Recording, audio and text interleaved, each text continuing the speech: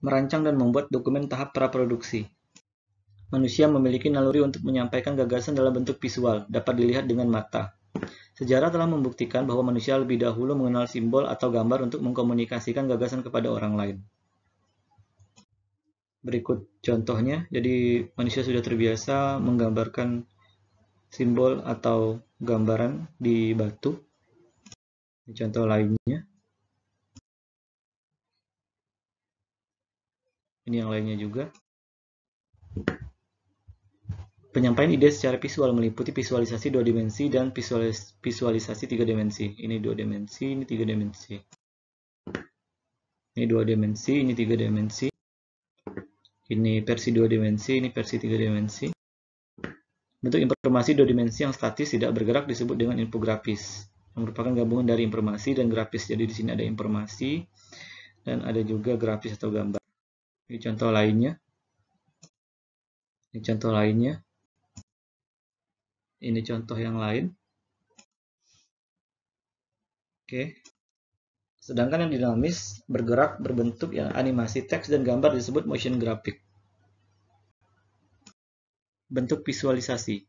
Visualisasi 2 dimensi adalah sebuah ilustrasi suatu benda dengan citra 2 dimensi. Mempunyai sudut pandang X dan Y. Jadi ini sudut pandang X, ini Y.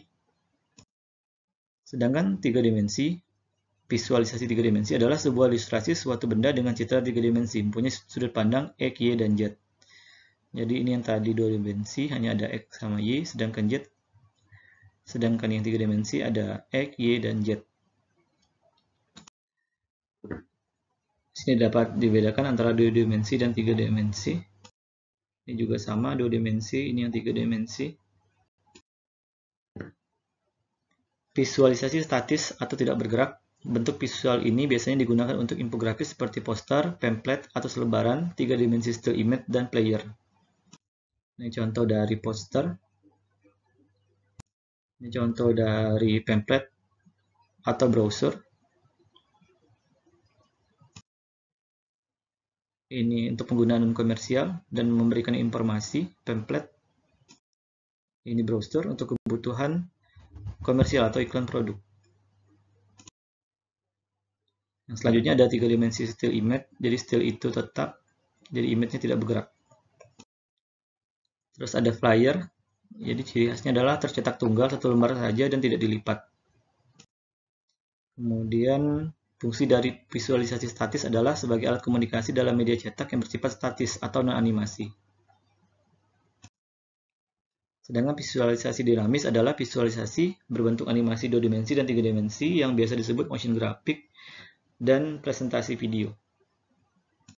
Visualisasi ini terdapat pada media web, Videotron, dan iklan televisi. Ini contoh dari Videotron. Sama Videotron. Kita masuk ke sinopsis.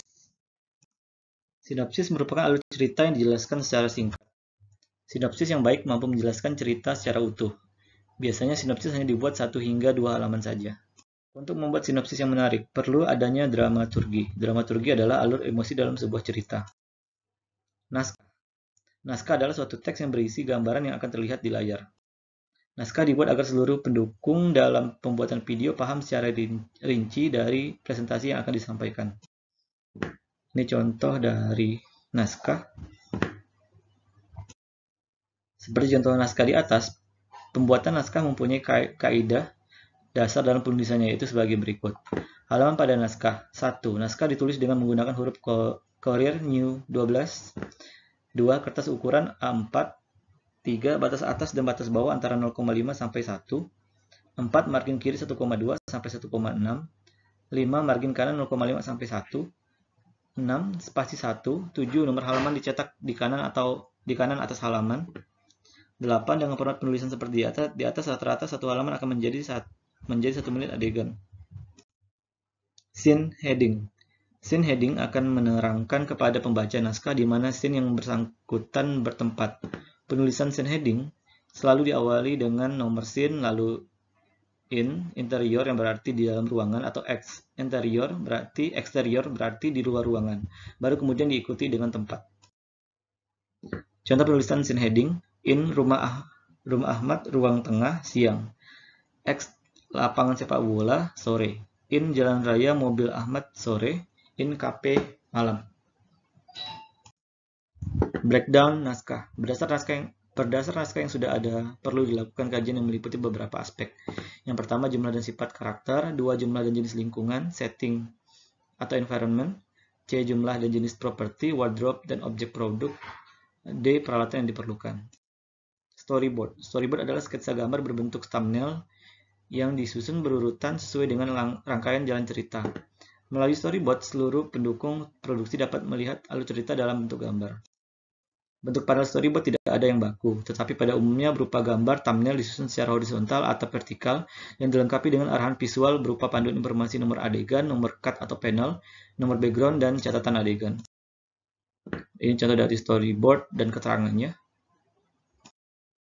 Ini contoh storyboard setelah ada gambarnya atau isinya. Contoh yang lain. Terima kasih.